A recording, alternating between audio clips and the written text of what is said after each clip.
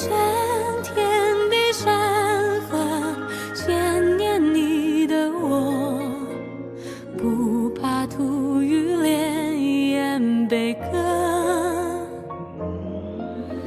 你在前的光影，沿着梦裂波，锋芒涅槃入我，重燃了喜乐。应对一城海色，紧随你跋涉，不惧像巨浪荆棘波折。你见过我桀骜的、清晰的、赤诚的心，从被命离过，带着他地长河的笑容去奔赴辽阔。丝丝一缕缕金丝珠放在我生命展开云朵，它半藤半息镌刻。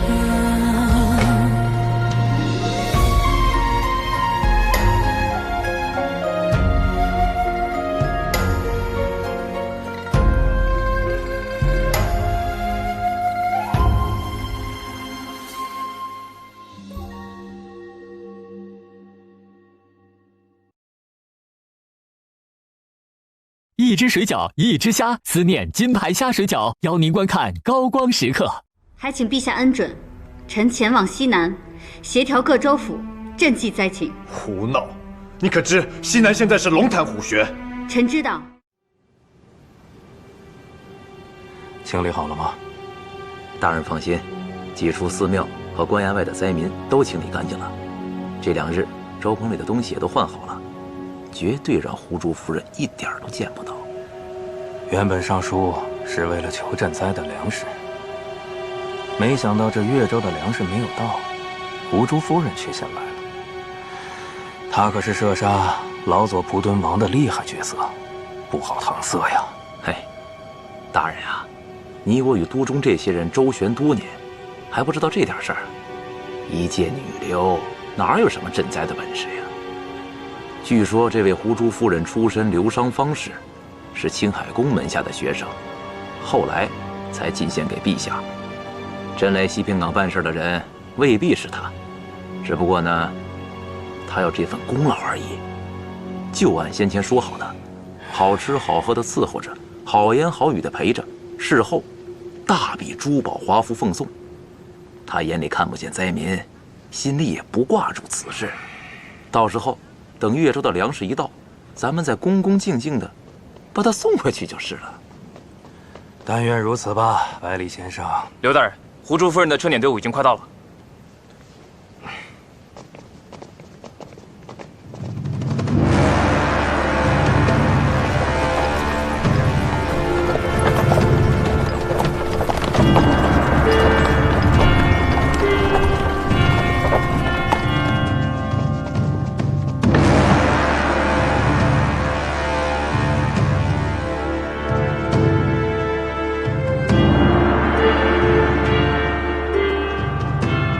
臣恭迎胡珠夫人。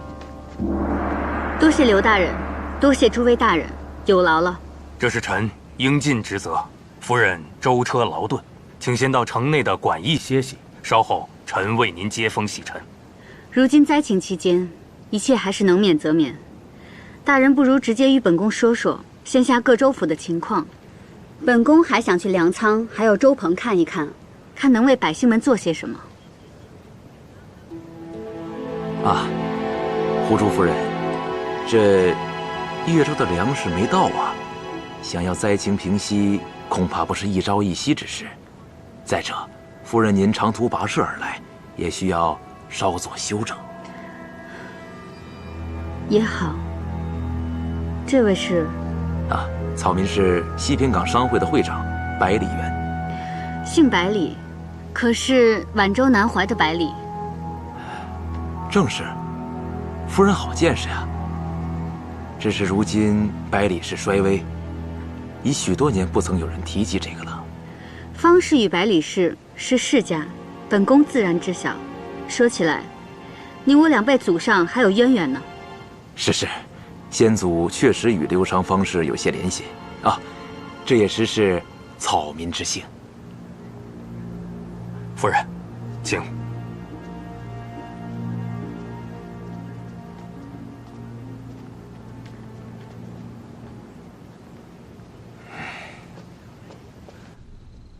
夫人，西平港地处偏僻，没什么好酒好菜奉给夫人，还望夫人恕罪。这一杯，刘某敬夫人，祝夫人青春永驻。祝夫人青春永驻。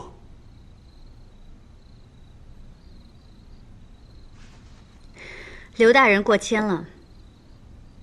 西平港，物华天宝，人杰地灵。本宫一路走过来，看到湖光山色，美不胜收，倒是比都中还要强些呢。夫人，您过奖了。胡珠夫人身份高贵，待陛下出使西南探视灾情，西南官民受宠若惊，不敢怠慢。酒宴粗陋，只是想表达刘大人与西南百姓的一番心意，还望夫人不要嫌弃。各位的盛情，本宫心领了。眼下本宫确有一不情之请。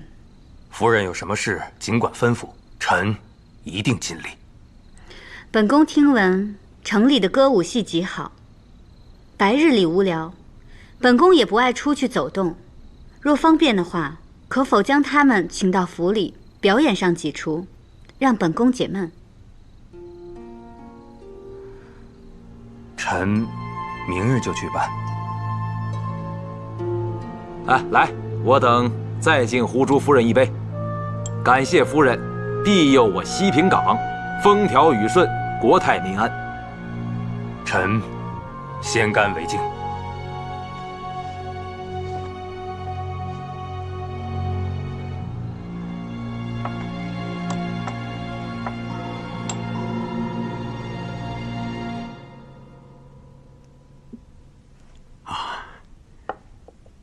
这鲛珠啊，果然神效。再过几日啊，青海宫便可行走如常了。鲛珠只能去除已生成的毒血，无法除根，不过是虚应付一些日子而已。青海宫，我自己的身体，我知道。奴婢参见青海宫。内官免礼。这是陛下让典膳局特意给您做的滋补膳食，青海宫要多用一些啊。那奴婢就给您放在这儿了。多谢内官。我昏睡多日，不知宫中什么情形。回青海宫的话，宫中一切如常，只是陛下不能经常来探望青海宫，以免泄露青海宫中毒的行迹，所以就让奴婢前来了。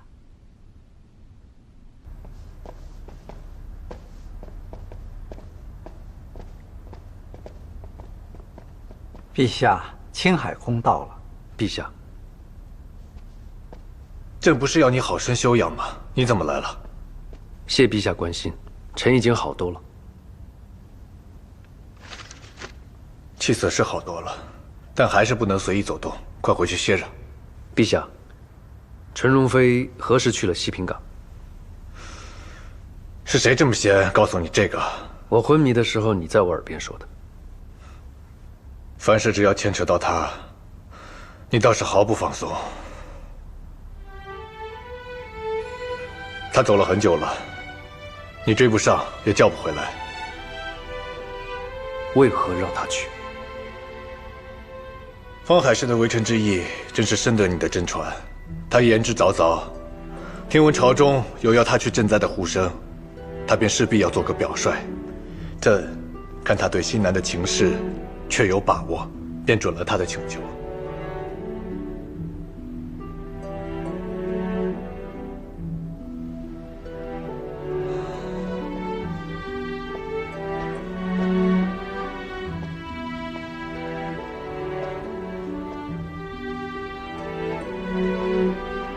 方海市不是笼中鸟，他只有展翅高飞，才能真正的快乐。陛下，臣请命去西平港，协助赈济灾情。建民，西平岗什么情况，你我再清楚不过。我当然知道西平岗现在是龙潭虎穴，但你现在的身体经不起舟车劳顿，正为了找救你的法子，说是呕心沥血也不为过了。你担心方海市，你又将自己置于何处？你这样辜负朕，你又何忍？我知道你放心不下，可你能护得了他一时，能护得了他一世吗？朕的意思是说，朕瞧这方海市是个有主见、有法子的人，他定能独当一面。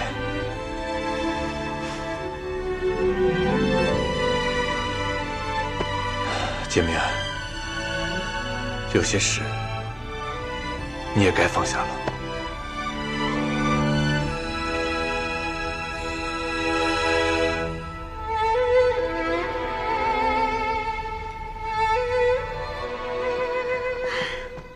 纯容妃慢些。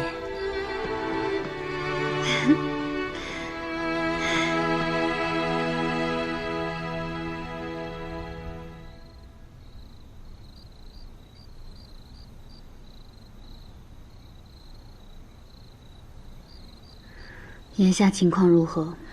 我们仔细探查过，西平岗内确实聚集了大批民众，馆驿周围的民众也不像是普通的老百姓。可有的时候，地方官员隐瞒实情，报喜不报忧也是有的。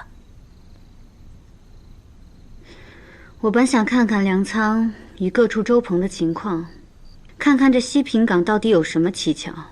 眼下，他们是不会让我看到什么实情的。去将我的衣裳拿来。是。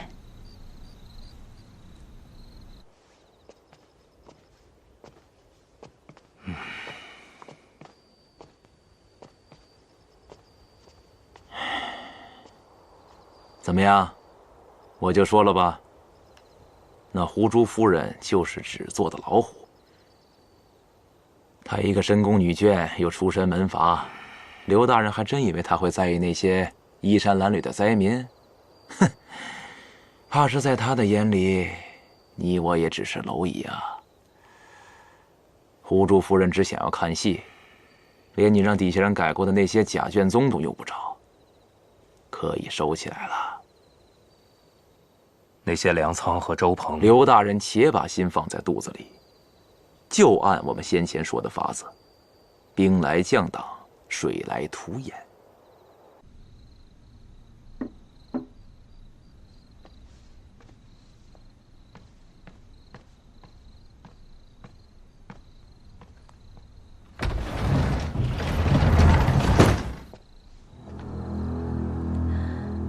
纯容妃当真要去？别叫纯容妃了，就叫夫人吧。是。记住了，西平岗大旱，百姓疾苦，所以我要为了百姓在屋中祈雨。一日不下雨，我就要在屋中继续祈祷，不会出去的。时不常让这身影在窗口晃一晃，拖住他们，能拖多久拖多久，拖到我回来为止。是。那我去举巡天之印。哎，不用了，你们好好守着吧。夫人，放心吧，你忘了我的出身了吗？我不会有事的。这刘昌平一直遮遮掩掩的，一定有什么不可告人的事情，我要去查清楚。夫人一定要多加小心呐。我走了。排好队啊！下一个，领完粥的赶紧走啊！别磨叽，走走走，先走，动作快点快点，别磨蹭，快！俊业，求求您再给一口吧。这几日粥棚湿的粥清亮的跟水一样，快点！再这样下去，快点！浑身虚浮，走不得路了。少废话！谢谢。这几日让你们喝米粥，有的喝就不错，你还想吃饱啊？我跟你们说啊，上头有令，不许你们在城里聚集，再不散开，嘿嘿，粥是没有，鞭子倒是有一大顿，赶紧走！大人，我们不喝这米粥也行，就前些日子富康还有那马嚼料，只要能填肚子也行。滚！少废话，混蛋，滚！都散了啊！果子儿，你这整日把这些人赶来赶去的，我看你不像个队长，倒活像个猪官。要真是肥猪的话就好喽，今儿就能吃顿好的了。我跟你说啊，我已经好几个月没尝过肉味，吃杂饲汤吃到我这嘴里，整日发苦。哎呦！再是荒年，西平港的守军也自有军饷，不吃地方上的粮，不至于短缺至此。怎么听他们话里话外的意思，竟有人连守军的口粮也敢克口？赶紧起来！走了，起来！起来！起来！走！走！不要赶我们出城！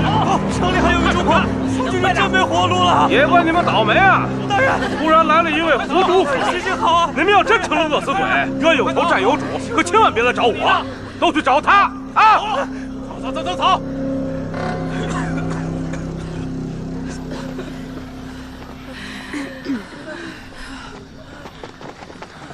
姑娘，咱们这是去哪儿啊？先去前面的山坳里待几日，等胡珠夫人走了，咱们再设法回城。哦，我看这情况，多半是回不去了。这前面山坳里住几日，要实在回不去西平港，咱们也得跟附近那些人一样，去越州。你怎么整日净讲这些丧气话？真跟他们一样去逃荒了，还能有活路吗？又不是我赶你出来的，你冲我撒什么气啊？小鱼，少说两句吧。阿花和他弟弟走散，这一出了城，日后还不知道有没有再见面的机会。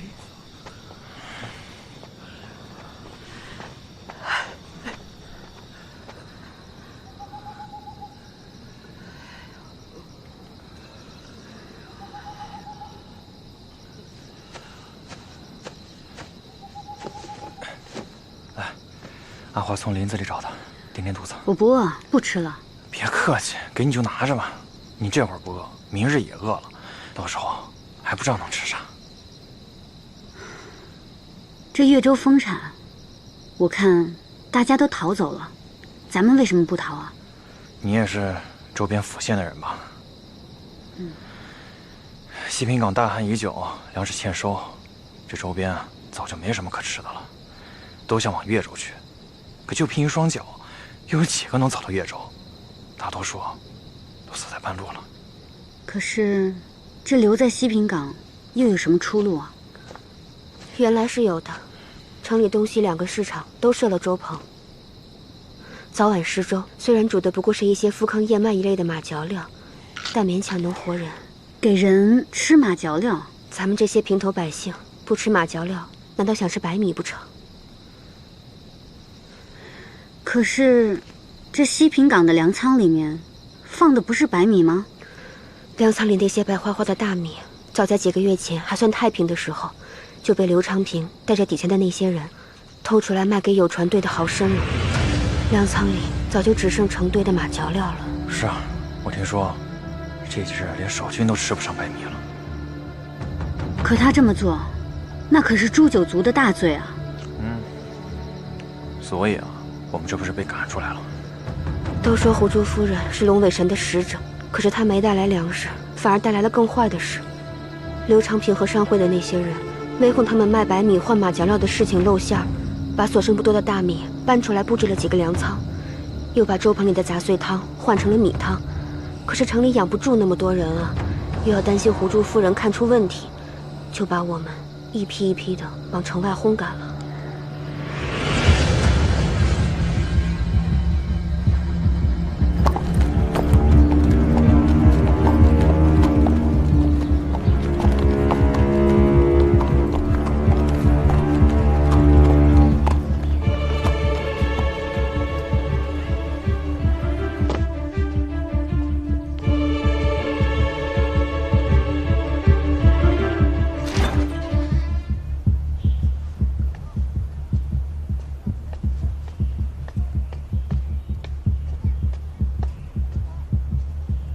刘大人，玉姑，本官来给夫人请安。有劳刘大人了。胡珠夫人说，西平港久旱，官员皆苦，她要在房中为西平港祝祷祈雨，就不见客了。啊，夫人想看戏，我已经把戏班子找好了，不如给夫人送来，让夫人在这儿看上几出。有劳刘大人，不过祝祷之事最需要专注静心。夫人说她已经发愿，在结束之前不会离开房间。歌舞戏之事没有什么要紧，以后再看也不迟。那晚些，我叫人送些素菜过来。夫人来到西平港闭门不出，下官招待不周，心中始终难安。刘大人，玉姑已经说了，祝祷不可分心，你却在此不停叙说，着实恼人。你的一片心意我是知道的，晚几日再领受，应该也不迟。是，夫人有什么事尽管吩咐，下官竭力去办。多谢大人。下官告辞。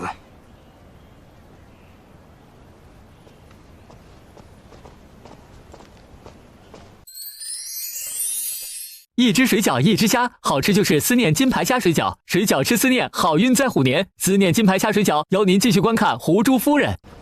大人，这狐珠夫人还真是能装神弄鬼，我看她根本无心赈灾，又怕陛下怪罪，才弄出这样的名堂。若是这样，反倒安心。大人觉得有什么不妥？你听他今日的声音，可与此前有所不同啊？有些像，但似乎又不太一样。大人，难道屋子里的是假的？真的早已离开馆驿，去探查城中的虚实了？派人夜探馆驿，查明真假。是。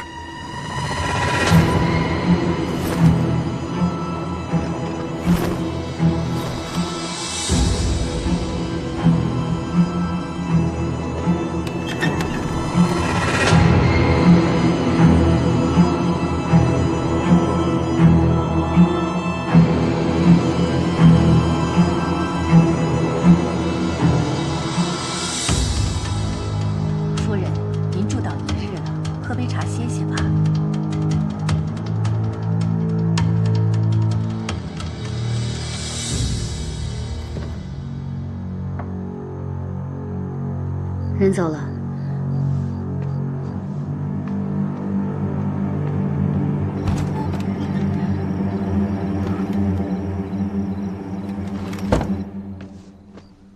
夫人，已无动静。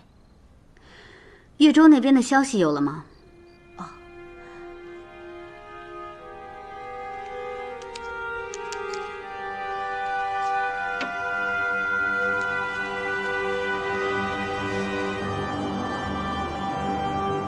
岳州运粮的船还没出发，还未出发。可是我们离宫时，陛下说岳州赈灾的粮食已经准备妥当了呀。商会说海上风浪大，不适合行船。可眼下根本就不是风浪大的季节，他们就是想故意拖延。夫人，这如何是好？不如向陛下求助吧。来不及了，你去拿笔来，我给岳州那边写信。你看清楚了。房间里确实是狐珠夫人，是看清楚了。下去吧。是。刘大人，夫人不出门倒是好事，只不过这赈灾的粮迟迟不到，她待得久了，我们的那点白米怕是会撑不住。百里先生，你认为该如何做？他既然说自己要为西平港祈雨，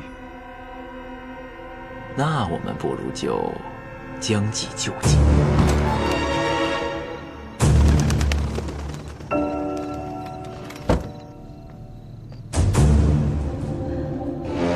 夫人，这消息传出去，运粮的海船就会出发吗？要等。等什么？等雨。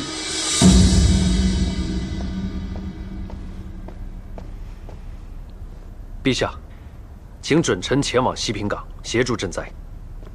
才刚好一些，你又要折腾。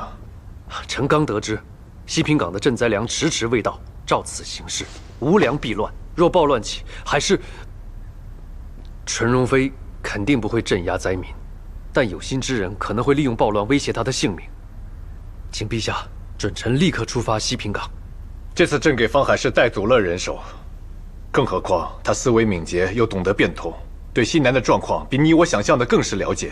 朕相信他，不管发生任何事情，他都会有对策。你若还是担心，朕便再加派得力人手去他身边，但你必须留在都中，给朕好好养伤。这也许是生死危机，他的事，臣不想假手于他人。西南路遥，路途难行，你去了又能如何？朕知你担心方海市，可眼下更令人担心的是你的身子。臣知道陛下关心臣，但臣时日无多。如果没有办法看到他平安归来，即便是死，臣也无法安心。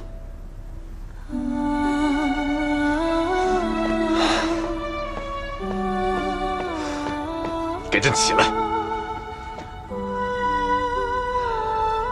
你这个倔骨头！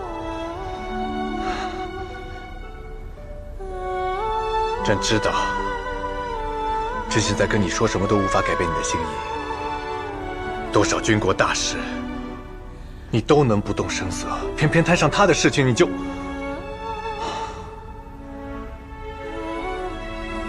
行了，你去吧。朕已令人寻找更多鲛珠，现有的鲛珠已命御医磨成粉末。离开之前记得把它带上。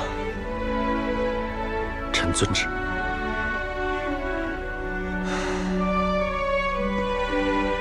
建冕，你给我记住，朕放你走了，你可得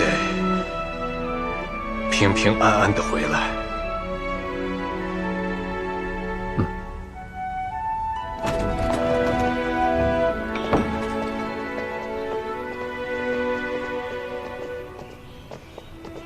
公爷，青海公，去越州的人都点派好了吗？已经准备好了。催粮之事也要同步进行，跟随我的人手可备好。都已经备齐了。传令下去，避人耳目，各自出发。我走了之后，宫里面也要加强轮值，多安排人手，不可缺岗。入夜之后，宫里的宫门不可再开，你盯紧一点，不可有任何的差错。是，公爷。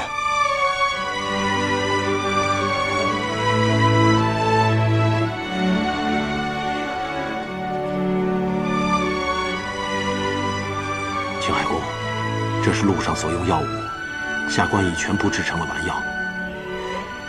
还有，这是剩余的鲛珠粉，就只剩这么多了。你一定要按时按量的服用，早日返程。若不然，多谢，我会留心。青海公，早去早回啊！什么？方建明出城了？确实，方建明无疑。看去的方向，应该是西平港。哼，他倒是聪明，看破了我的局。可惜啊，西南太远，想救方海市来不及了。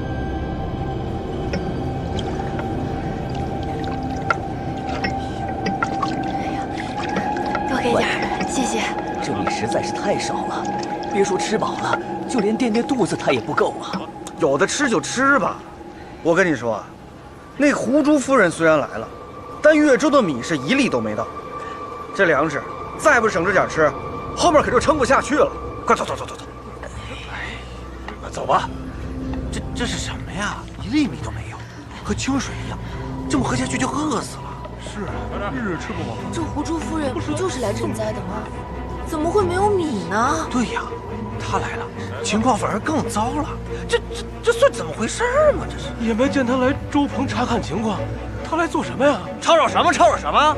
胡珠夫人哪有时间管你们死活？每日忙着祈雨呢。祈雨？祈雨？这也没见着下雨啊。什么胡珠夫人幼年逢仙，都是假的。说不定就是因为他谎称玉仙。用不了2日，胡珠夫人在这西平港就待不下去了。但愿如此吧。玉姑，这灾民很久没有吃到粮食了，所以才把这邪火发到胡珠夫人身上。现在这街口的灾民我们还能略挡一二，可是人越来越多的话，恐怕会对夫人不利。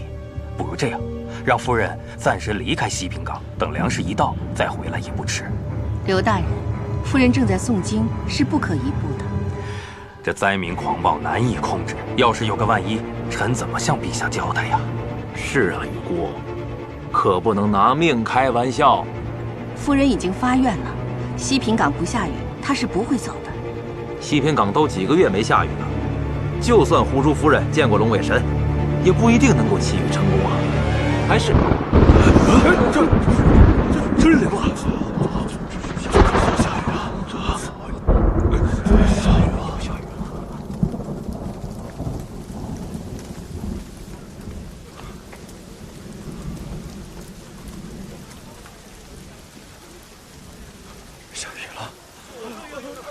下雨了！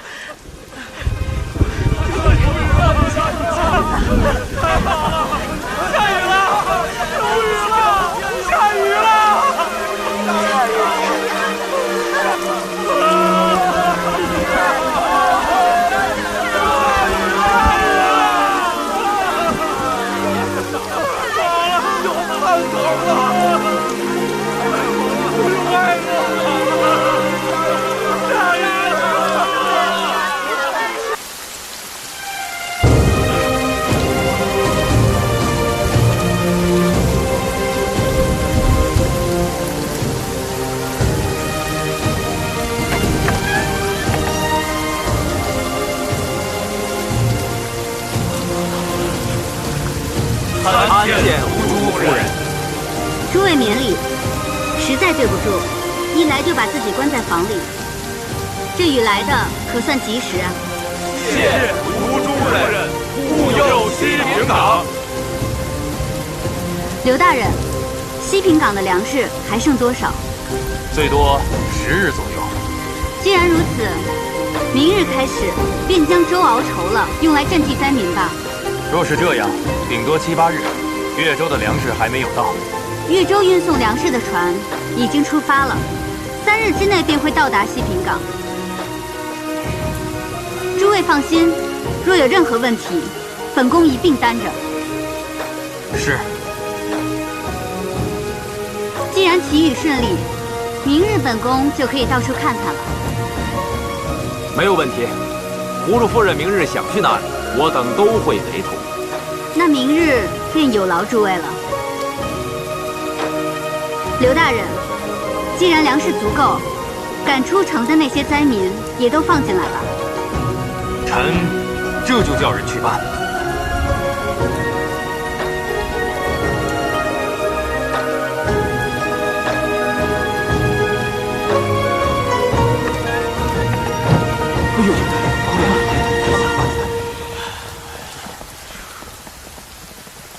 哎呦！这胡珠夫人呐，可真吓人了。是啊，能呼风唤雨，而且明明关在屋里，还知道外面灾民的情况。是啊，如此看来，她真的是见到过龙尾神，有些神通啊。是呀，这不能得罪她，吓人啊！是，真吓人呐。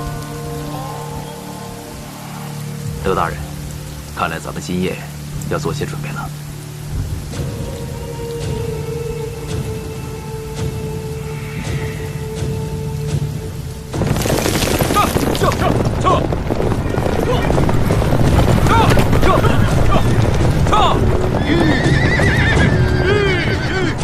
光野，派出侦察的前锋，可有带来具体的消息？在这儿。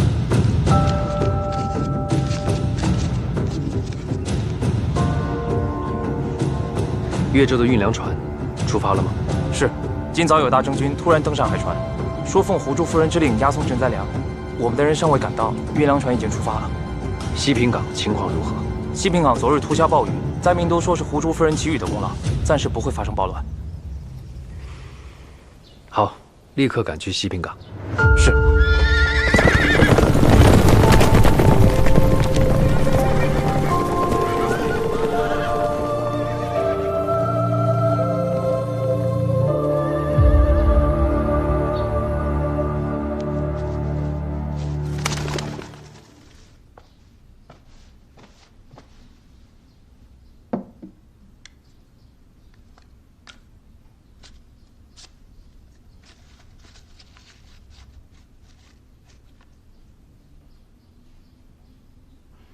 海船今晨已经出发了。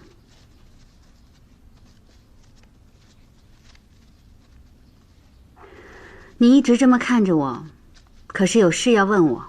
啊，是。奴婢想了一整夜，怎么也想不明白这几日的事，想向您请教。但问无妨。夫人会秘术，能降雨？当然不会。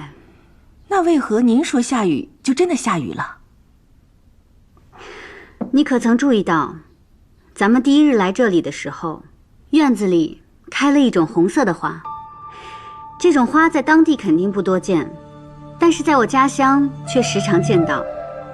这花叫风雨花，对水汽十分的敏感。若这花突然绽放，开得格外艳丽，就说明7日之内必定会降雨。我来的第一日便看到这花开得十分艳丽。哦，原来如此。可为何下了雨，越州商会就会放运粮的海船出海呢？南方形势复杂，但大多数人都是供奉龙尾神的。我因为幼时接触过龙尾神，而被陛下封为狐珠夫人，这是大家都知道的。但是那些官商未必真的信我，所以若是降雨成功，他们便会升起敬畏之心。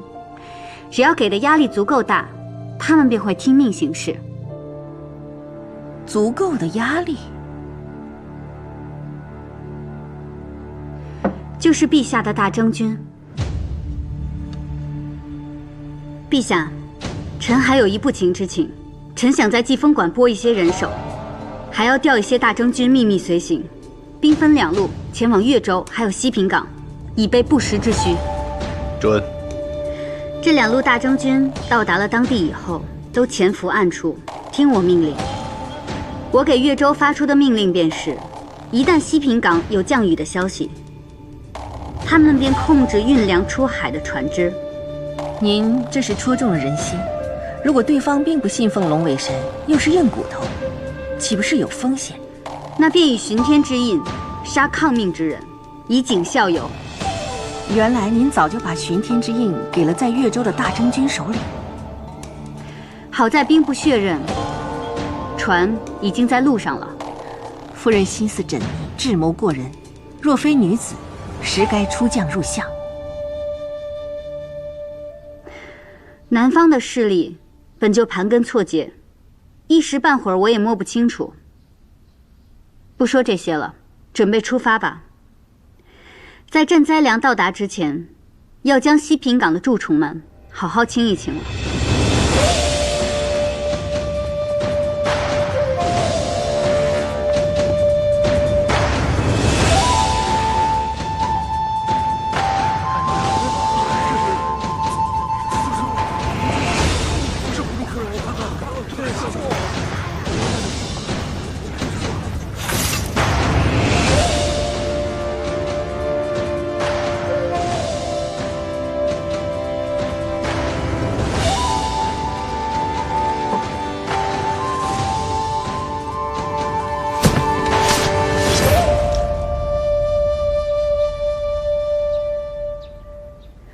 依照现在的情况来看，足够撑到越州的运粮船到达之日，让灾民们都吃到白米，还多亏了刘大人与百里先生。草民不敢鞠躬。来人，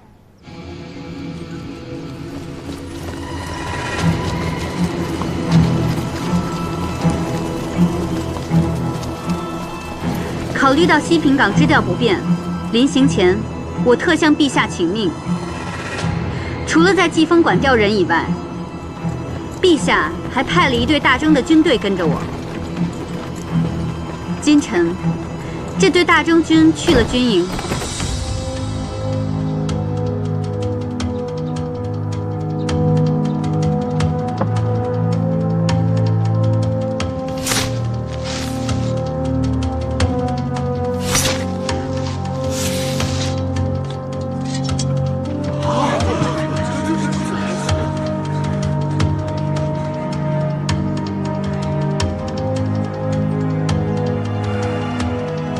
克扣军粮，以次充好，私开粮仓，买卖存粮，这桩桩件件，足够刘大人与百里先生及其他涉事官员掉100回脑袋了。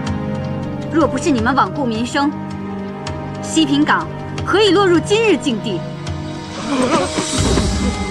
臣无话可说。那你呢，百里先生？你可是皖州南怀百里氏的后裔，坐拥半个西南的好商啊！夫人果然是聪慧过人，胆识过人，谋断过人。我百里园亦没什么可分辨的。那好，将他们拉下去，就地枭首。慢着，此事皆出自我一个人主意。枭首也好，凌迟也罢，与刘大人无关。刘昌平可是这西平港的刺史，犯下如此滔天大罪，你竟说与他无关？夫人可知道1斤白米可以换多少马嚼料？10斤，在我的手里可以设法换到14斤。西南大旱的消息，数月前我们已向朝廷报奏，可报信的折子却总也递不到陛下的案头。等越州的拨粮，却迟迟等不来。海上季季都刮着大风啊！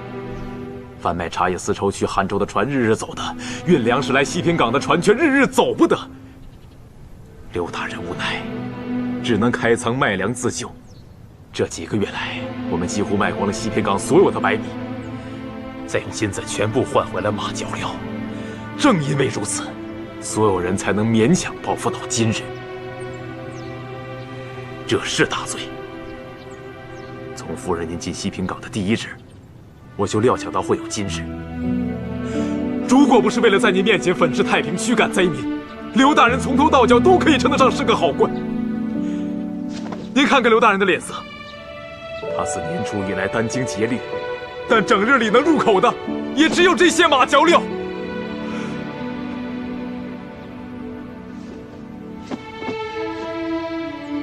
臣有罪。夫人，既代天巡狩，朝廷的法度不能乱。夫人，刘大人这样的官，夫人当真要杀吗？不必再说了，有罪就是有罪。别说这刘大人，夫人，刘大人是官的，孝川的，这是非对错，本宫不会听信一面之词。刘昌平，若你问心无愧，你便好好活着，本宫定会还你一个公道。此事，本宫一定会查清楚。遵命。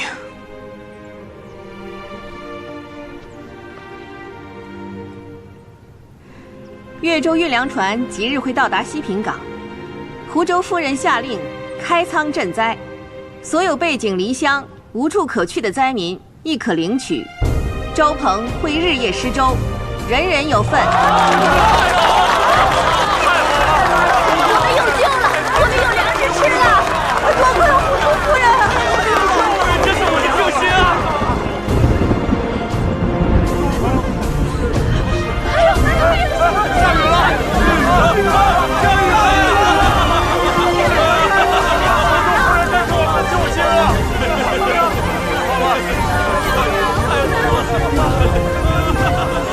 哎，你们看手里有锅！愿奉湖州夫人话，不奉神使。真使啊！湖州夫人，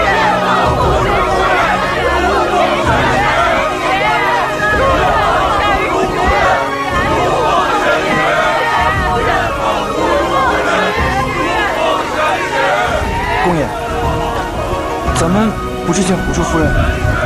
湖州夫人已经把形势稳定好了，你我暗中保护她即可。是。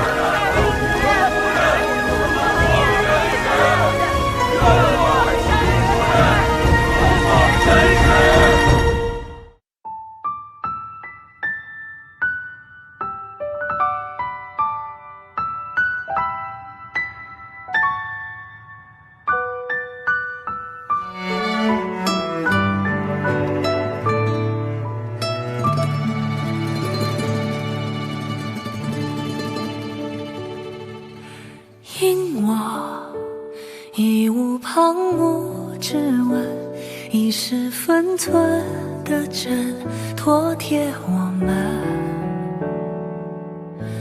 凉风细月推朱门，空荡不恨，这现实安稳太适合牺牲。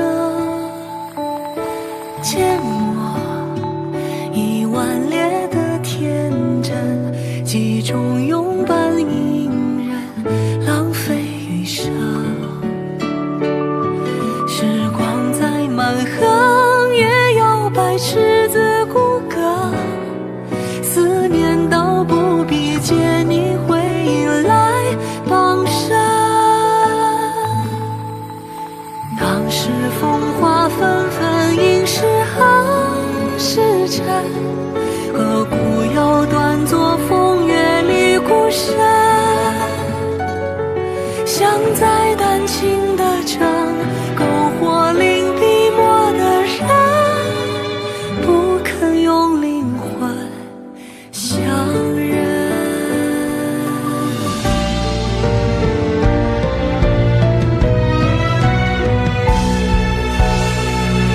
望你余生涉水而去的孤独，就不要至于我在的篇幅。为你踏平的路，铭定在我的眉目。